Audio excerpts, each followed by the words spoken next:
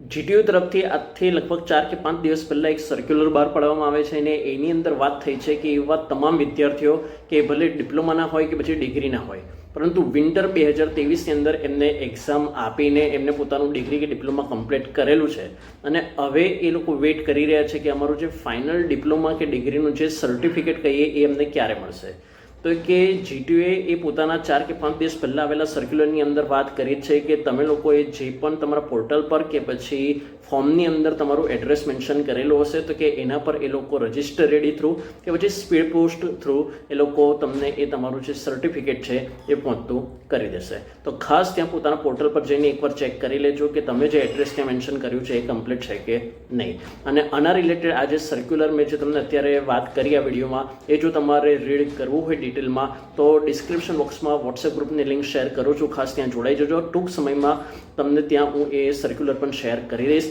Already આપણા કોઈ પણ વોટ્સએપ ગ્રુપમાં જો તમે જોડાયેલા છો ફરીથી આ ગ્રુપમાં જોડાવાની જરૂર નથી.